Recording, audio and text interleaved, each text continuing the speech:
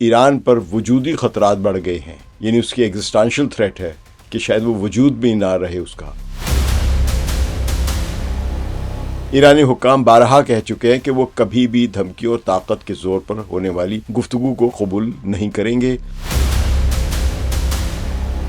عیسائیت کے بعض حلقوں میں آج کی جنگوں کو آخری وقت کی علامات یعنی آرمیگڈون کے طور پر دیکھا جا رہا ہے۔ کچھ لوگ امریکہ میں خاص طور پہ ڈونلڈ ٹرمپ جیسی شخصیت کو مسیحی کی واپسی کا ذریعہ قرار دے رہے ہیں۔ امریکی فوج کے کچھ کمانڈروں نے تو اپنے فوجیوں سے یہ تک کہا کہ حضرت عیسیٰ نے ٹرمپ کو بھیجا ہے تاکہ وہ ایران میں آگ لگا دے۔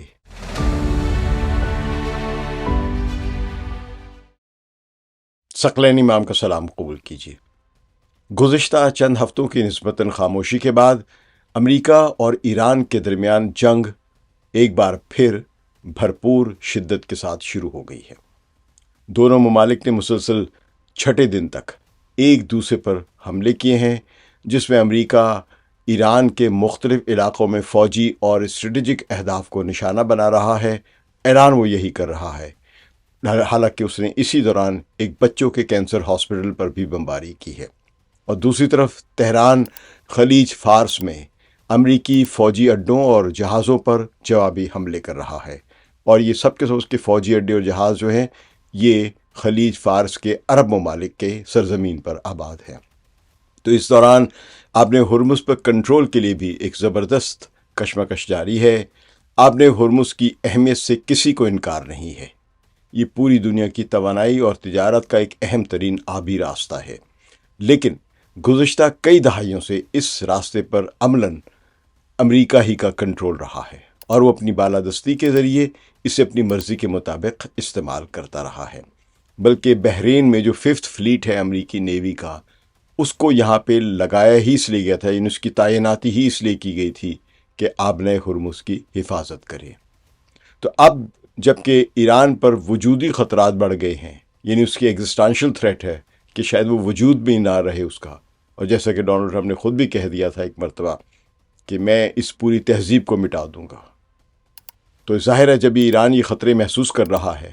تو وہ خود اس خطے کی اب سب سے بڑی اور اہم مقامی طاقت بن چکا ہے۔ اس کا اپنے علاقائی حقوق کا تحفظ کرنا قدرتی اور جائز عمل ہے۔ مقامی ہونے کی حیثیت سے ایران اس آبی گزرگاہ کی بہتر نگہداشت اور منصفانہ انتظام کر سکتا ہے، اور اس کا مقصد کسی کو نقصان پہنچانا نہیں بلکہ اپنی خود مختاری اور بقا کی حفاظت ہے۔ لیکن یہاں کے جو بادشاہتے ہیں وہ امریکہ کی زیادہ تابع دار ہیں، تو اگر امریکہ یہاں پہ رہنا چاہتا تو یہ فوراً کہتی کہ آئیں آپ ہمیں بچائیں، حالانکہ ان کو بچانے کی ضرورت نہیں ہے۔ ان کی بچت اسی میں ہے کہ اپنے علاقے میں رہیں اور امریکہ واپس اپنے علاقے میں جائے۔ دوبارہ اس سارے معاملے میں امریکی صدر ڈونلڈ ٹرمپ کی جو اسٹریٹجی ہے وہ بہت ایک قسم کی ڈس آرڈرلی ہے، بے ترتیب ہے، غیر منظم ہے، اور یو ٹرن سے بھرپور نظر آ رہی ہے۔ پیر کے روز انہوں نے اعلان کیا کہ امریکہ اب اس آبی گزرگاہ کا سرکاری محافظ گارڈین ہے۔ اینجل گارڈین بھی خود ہی کہہ دیا انہوں نے اپنے آپ کو، تو اسے ہر ایک کے لیے کھلا قرار دیا، اور یہ اعلان بھی کیا کہ وہ اس راستے سے گزرنے والے ہر تجارتی جہاز سے امریکی اس سیکیورٹی کے بدلے بھاری محصول یعنی 20% چارجز بھی، سروس چارجز بھی وصول کرے گا۔ تاہم بین الاقوامی دباؤ اور عالمی برادری کی طرف سے شدید تنقید کے باعث ٹرمپ کو 24 گھنٹے بعد ہی اپنا فیصلہ واپس لینا پڑا، یعنی ایک اور یو ٹرن لینا پڑا۔ اس کے بعد وہ جنگ کے ابتدائی دور سے جو واقف اقدامات ہیں ان پر ہی وہ واپس لوٹ آئے ہیں۔ امریکہ نے ایرانی بندرگاہوں پر دوبارہ مکمل ناکہ بندی یعنی نیول بلاکیڈ لگا دیا ہے، اور یہ دھمکی بھی دی ہے کہ اگر ایران فوری طور پر مذاکرات کی میز پر واپس نہیں آتا تو وہ ایران کے بجلی گھروں، پلوں، پانی کی فراہمی کے مراکز اور دیگر سویلین انفراسٹرکچر کو بھی اپنے حملوں کا نشانہ بنائیں گے۔ بین الاقوامی قانون کے لحاظ سے یہ ایسے بیان دینا ڈونلڈ ٹرمپ کا جنگی جرم ہے، جنگی جرائم میں شمار ہوتا ہے، لیکن امریکہ کے صدر کو ہر چیز میں آزادی ہے۔ تو اس بارے میں لیڈن یونیورسٹی کے ماہر ایک ہیں اینڈریو گاؤٹھورپ، ان کا کہنا ہے کہ ٹرمپ کا وہی پرانا طریقہ کار بار بار دہرانا، جس سے پہلے بھی جنگ کو امریکہ کے حق میں ختم نہیں کیا جا سکا، یہ واضح طور پر ظاہر کرتا ہے کہ اب ان کے پاس آپشنز یعنی انتخاب کرنے کے لیے بہت کم اور ناکام راستے رہ گئے ہیں۔ ایران اور مزاحمتی محور کے نقطہ نگراں سے بھی اگر دیکھا جائے تو امریکہ کی اس حکمت عملی کی تکرار یعنی دوبارہ اسی پرانی پالیسی پر جانا اس بات کی مزید تصدیق کرتی ہے کہ فوجی طاقت اور دباؤ سے کبھی بھی اس آزاد اور خود مختار ملک کو اپنے بنیادی قومی اور مذہبی مفادات سے دستبردار ہونے پر مجبور نہیں کیا جا سکتا۔ ایسی دھمکیوں سے ایرانی عوام کی اپنی حکومت سے وفاداری اور عزم میں مزید اضافہ ہی ہوتا جا رہا ہے، جبکہ لبنان کے اور یمن کے انصار اللہ جیسے گروہ جو ہیں وہ بھی اپنے محاذوں پر پوری طاقت سے ایران کی حمایت کے لیے تیار بیٹھے ہیں۔ اگر امریکہ خطے میں فوجی طاقت کا استعمال مزید بڑھاتا ہے تو انصار اللہ کسی بھی وقت یعنی یمن کے جو حوثی ہیں وہ کسی بھی وقت باب المندب بند کرنے کے لیے تیار کھڑے ہیں۔ اسی لیے فوجی میدان میں بھی ٹرمپ کے ہاتھ بندھے ہوئے ہیں۔ تو اینڈریو یوگو ٹاپ بتاتے ہیں کہ اسے روکنے کا واحد راستہ بڑے پیمانے پر زمینی حملہ ہے، جس میں بہت زیادہ جانی اور مالی نقصان کا خطرہ ہے، خاص طور پر جب امریکہ میں ہی اس جنگ کی مقبولیت دن بدن کم ہو رہی ہے اور عوام اس کے خلاف احتجاج کر رہے ہیں، ریٹائرڈ فوجی بھی آ کے احتجاج کر رہے ہیں۔ تو ایسے میں اس کا تصور بھی بہت مشکل ہے کہ امریکہ زمینی کارروائی کرے۔ وہ الگ بات ہے کہ میڈیا میں بار بار آ رہا ہے کہ وہ ایران کے جزائر پر یا ایران کے ساحلوں پر بمباری کر کے ایران کے دفاع کو کمزور کر رہا ہے ڈونلڈ ٹرمپ اور اس کی فوج، تاکہ وہاں پہ پھر ایمفیبیس کے ذریعے یا کسی اور طریقے سے زمینی فوج جو ہے وہ ایران کی سرزمین پر اتاری جا سکے۔ ایرانی فوجی تجزیہ کاروں اور مزاحمتی محور کے اہلکاروں کا خیال ہے کہ اگر کوئی ایسی کوشش بھی کی جائے تو ایران کی 40 سال سے زیادہ عرصے سے تیار کردہ غیر روایتی یعنی اسیمیٹرکل جو ایک ڈیفنس اسٹریٹجی جو ہے وہ پورے ملک میں پھیلی ایک گہری قلعہ بندی، ڈی سینٹرلائزڈ کمانڈ سسٹم اور عوام کی بے پناہ حمایت اسے اس سے بھی زیادہ مہنگا، طویل اور تباہ کن بنا دے گی امریکہ کے لیے، جس کی شاید امریکہ کیا کسی کو بھی توقع نہیں ہے۔ تو سفارتی سطح پر بھی امریکہ کی پوزیشن انتہائی کمزور ہے، اس لیے جب تک اس کے پاس ایران کی طاقت اور اس کے عزم کو ختم کرنے کا کوئی مستند اور کوئی کامیاب فوجی آپشن نہیں ہے، ایران کو کوئی ضرورت یا مجبوری نہیں کہ وہ امریکی دباؤ کے آگے جھک کر مذاکرات میں اپنے اہم حقوق سے دستبردار ہو جائے۔ ایرانی حکام بارہا کہہ چکے ہیں کہ وہ کبھی بھی دھمکی اور طاقت کے زور پر ہونے والی گفتگو کو قبول نہیں کریں گے، اور خلیج فارس اور آبِ ہرمز ان کی خود مختاری اور کنٹرول کسی بھی صورت میں سودے بازی کی چیزیں نہیں ہیں، اس پر وہ کوئی نیگوسیشنز نہیں کریں گے، یہ نان نیگوشیبل چیزیں ہیں۔ ساتھ ہی گلوبل ساؤتھ کے ممالک بھی اس بات پر زور دے رہے ہیں کہ کسی بھی ملک کی خود مختاری اور علاقائی سالمیت کا احترام کیا جانا چاہیے ہے، اور کسی بین الاقوامی آبی راستے پر صرف ایک غیر ملکی طاقت کی بالادستی پوری دنیا کے لیے شاید نقصان دہ ہو، لیکن ایران کے اس مالکانہ حقوق یا خود مختاری کے حقوق کو چین بھی تسلیم کر رہا ہے اور روس بھی۔ انڈیا البتہ نہیں کر رہا کیونکہ وہ امریکہ کے ساتھ ہے۔ ایران کا آبِ ہرمز پر اثر و رسوخ کوئی نئی یا اچانک بات نہیں ہے، پچھلی 4 دہائیوں سے وہ اسے بند کرنے کی دھمکیاں دیتا رہا ہے، لیکن ہمیشہ تحمل اور بین الاقوامی ذمہ داری کے ساتھ کام لیا ایران نے۔ اب ایسا کیا بدلا ہے کہ وہ اپنے کنٹرول کو عملی طور پر ظاہر کر رہا ہے، جس کا وہ دعویٰ کرتا تھا لیکن 40 سال سے وہ کر نہیں رہا تھا؟ اس بارے میں لندن میں کنگز کالج کے ایک ماہر ہیں بین سوداور، ان کا خیال ہے کہ اس کی بڑی وجہ ایران کی قیادت کے خطرے سے متعلق سوچ اور انداز میں بنیادی تبدیلی ہے، یعنی تھریٹ پرسیپشن کا لیول بدل گیا ہے۔ تو سوداور بتاتے ہیں کہ جب کسی قیادت کے سامنے کچھ نیا حاصل کرنے یا موجودہ حالت برقرار رکھنے کی صورت ہو تو وہ بڑے بڑے خطرے مول لینے سے گریز کرتی ہے، لیکن جب وہ اپنے آپ کو اپنے بنیادی حقوق اور وجود کو بھی کھو دینے کے واضح خطرے کو محسوس کرے تو بچاؤ اور بدلے کے لیے بہت بڑے خطرے بھی اٹھانے پر تیار ہو جاتی ہے، بڑے بڑے خطرے مول لینے کے لیے تیار ہو جاتی ہے۔ ایران نے طویل عرصے تک سوچا کہ آپ نے کے معاملات میں خلل ڈالنے سے اسے بھی اتنا ہی نقصان ہوگا جتنا دشمنوں اور باقی دنیا کو، اس لیے اس نے صرف اس امکان کو روک تھام کے طور پر، یعنی ایک مستقبل کی پیش بینی کے طور پر، اس خوف کو یا اس دھمکی کو استعمال کیا اور جو کچھ اس کے پاس ہے اسے برقرار رکھنے کو ترجیح دی۔ لیکن اب جب کہ ہر روز شہری مارے گئے کئی شہروں میں ایران کے، پوری قیادت کو ڈی کیپیٹیٹ کر دیا گیا، شہر تباہ ہوئے، بلکہ اب بھی ہو رہے ہیں، بچیوں کو شہید کر دیا گیا اور ملک پر ہر طرف سے دباؤ بڑھ رہا ہے، تو اب ایرانی قیادت اس صورتحال کو اپنے لیے بہت بڑے نقصان اور وجودی خطرے کے طور پر دیکھ رہی ہے۔ سپریم لیڈر مجتبیٰ خامنہئی کے بیانات، جن میں وہ ہر شہید کے خون کو امریکہ اور اسرائیل کا واجب الادا قرض قرار دیتے ہیں، اس کا انتقام ضرور لیا جائے گا، وہ یہ کہہ رہے ہیں۔ تو ان کے اس بیان نے ایک ایسی صورتحال پیدا کر دی ہے کہ اب زیادہ سے زیادہ جرأت اور حوصلے سے مقابلہ کرنا بھی جائز، اور ایران میں اس کو قومی فریضہ سمجھا جانے لگا ہے۔ اسلام اور بالخصوص شیعہ نقطۂ نظر سے بھی یہ سب کچھ مذہبی اقدار اور سنت نبوی سے جڑا ہوا ہے کہ کسی مظلوم کا بدلہ لینے اور ظلم کے آگے کبھی نہ جھکنا ایمان کا بنیادی تقاضا ہے، اور اس کی مثال حضرت امام حسین کی قربانیاں ہیں۔ یہ ہمیشہ سبق دیتی ہیں کہ حق اور انصاف کے لیے بڑی سے بڑی قربانی بھی خوشی سے دی جا سکتی ہے۔ بن سوداور مزید کہتے ہیں کہ ٹرمپ کی طرف سے مسلسل مزید حملوں کا اعلان اور تجارتی جہازوں کی حفاظت کے نام پر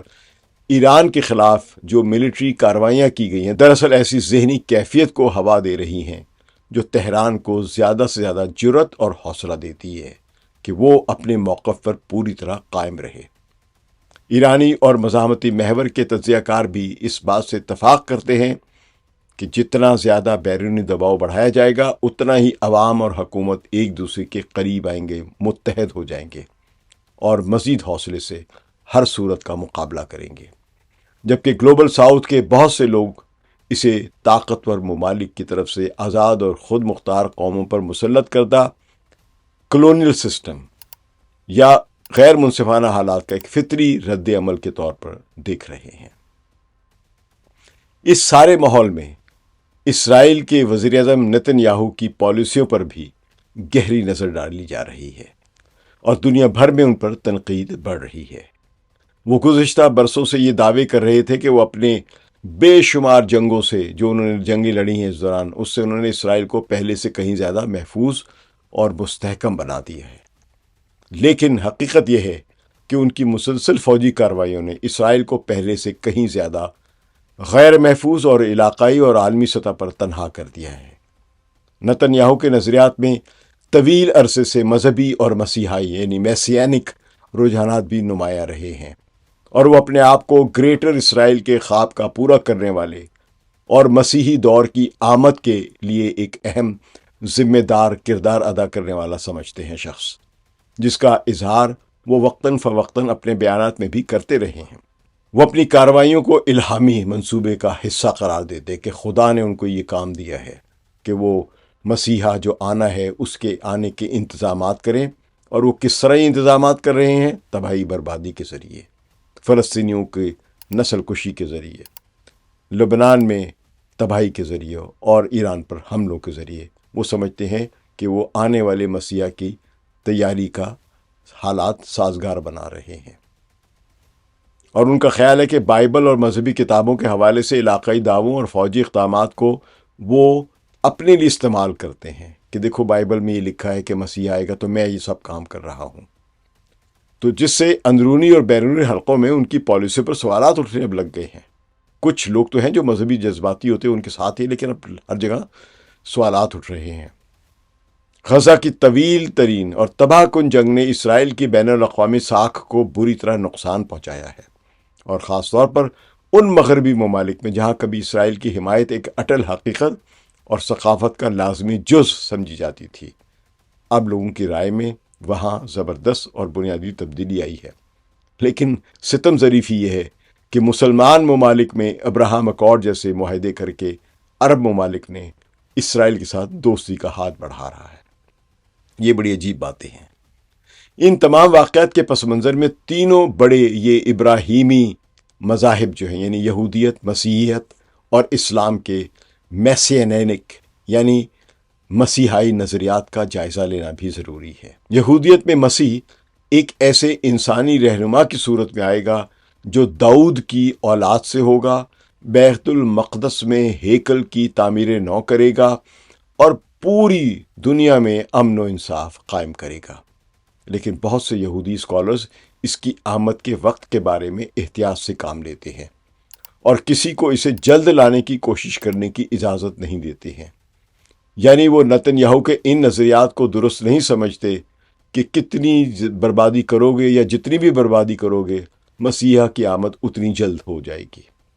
یہ یہودی اسکالر نہیں مانتے ہیں، لیکن نتن یاہو اور اس کے حامی شدت پسند یہی کہہ رہے ہیں۔ مسیحیت یا عیسائیت کے بعض حلقوں میں آج کی جنگوں کو آخری وقت کی علامات یعنی آرمیگڈون کے طور پر دیکھا جا رہا ہے۔ یعنی جب آخری وقت آئے گا تو ایک بہت بڑی جنگ چھڑے گی، جس میں ایک طرف باطل قوتیں ہوں گی، دوسری طرف حق کی قوتیں ہوں گی،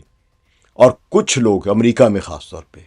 ڈونلڈ ٹرمپ جیسی شخصیت کو مسیحی کی واپسی کا ذریعہ قرار دے رہے ہیں۔ حالانکہ بہت سے مذہبی رہنما اسے غلط اور خطرناک تعبیر قرار دیتے ہیں۔ امریکی فوج کے کچھ کمانڈروں نے تو اپنے فوجیوں سے یہ تک کہا کہ حضرت عیسیٰ نے ٹرمپ کو بھیجا ہے تاکہ وہ ایران میں آگ لگا دے۔ تو عیسائیوں کے بڑے فرقے اس سوچ کو غلط قرار دیتے ہیں۔ اسلام میں امام مہدی کی آمد پر پورا یقین ہے، جو ظلم اور برائی کے خاتمے کے لیے ظاہر ہوں گے اور انصاف اور امن کا دور لائیں گے، اور ان کے ساتھ حضرت عیسیٰ بھی واپس آئیں گے تاکہ جھوٹ اور فساد کو ختم کریں۔ لیکن اسلامی تعلیمات واضح طور پر کہتی ہیں کہ یہ سب کچھ اللہ کے ہاتھ میں ہے، اور کسی کو بھی اپنی طرف سے ظلم بڑھا کر یا جبر اور بے انصافی بڑھا کر اور کسی واقعے کو ان کی آمد کا سبب بنانے یا جنگوں کے ذریعے اسے جلد لانے کی کوشش نہیں کرنی چاہیے، نہ یہ ہو سکتی ہے۔ تو بہرحال اب مغربی ایشیا کی جنگ تینوں مذاہب میں ان نظریات کا بنیادی مقصد یعنی امن، انصاف اور بھلائی ہے، لیکن جب انہیں بد کردار سیاستدان سیاسی اور فوجی مقاصد کے لیے استعمال کرتے ہیں تو وہ تباہی اور مزید جنگوں کا باعث بنتے ہیں۔ انصاف اور حق کا بول بالا نہیں ہوتا ہے۔ ٹرمپ اور نتن یاہو جو دونوں ہی جیفری ایپسٹین جیسے گروہ کا حصہ رہے ہیں، وہ اب اپنے مسیحوں کو یعنی جو بھی ان کے ذہن میں مسیحا آنا ہے، وہ اس کو اپنی جنگی جنونیت کے لیے استعمال کر رہے ہیں۔ تاہم اسلام کا دور دور سے بھی یہ نظریہ نہیں ہے کہ جتنے ملازم ڈھاؤ گے اتنے ہی جلدی امام مہدی کا ظہور ہو جائے گا۔ وہ یہ ہے کہ جب ظالم بہت زیادہ ظلم کرے گا اور بہت زیادہ بے انصافی ہو جائے گی تو تب وہ ان کا ظہور ہوگا۔ یہ نہیں کہ تم خود ہی ظلم کرنا شروع کر دو کہ چلو جتنا زیادہ ظلم کریں گے اتنے ظلم کے نتیجے میں امام مہدی کا ظہور جلد ہو جائے گا۔ ایسا اسلام میں نہیں ہے، ویسے کسی بھی مذہب میں نہیں ہے۔ تو آج کی صورتحال یہ ہے کہ پوری دنیا ایک بہت نازک موڑ پر کھڑی ہے۔ ایک طرف طاقت اور مذہبی بیانیوں کو استعمال کر کے مزید تنازعات بھڑکائے جا رہے ہیں، تو دوسری طرف انسانی ہمدردی اور انصاف کے تقاضے ہیں جن کو ہم پر فرض ہے کہ ان کو پورا کریں۔ جن کو انصاف نہیں مل رہا ہم ان کی مدد کریں، بجائے اس کے کہ ہم انصاف توڑنے والے یا ظلم کرنے والوں کے ساتھ شامل ہو جائیں۔ تو لوگ اب یہ سوچنے پر مجبور ہو گئے ہیں کہ کیا طاقت اور ہتھیار ہی کسی مسئلے کا حل ہے، یا اس کے لیے انسانی رواداری، ایک دوسرے کا احترام اور آپس میں بات چیت ضروری ہے۔ ہم سب جانتے ہیں کہ کوئی بھی جنگ کبھی بھی دیر پا امن نہیں لا سکتی، اس لیے ضروری ہے کہ سب اپنے نظریات کی اصل روح کو سمجھے اور انسانی جان اور عزت کے تحفظ کے لیے مل کر کام کرے، خاص کر کمزوروں جنہیں قرآن مستضعفین کہتا ہے، ان کے تحفظ کے لیے اقدامات کریں۔ شکریہ۔ ثقلین امام کو اجازت دیجیے۔ خدا حافظ۔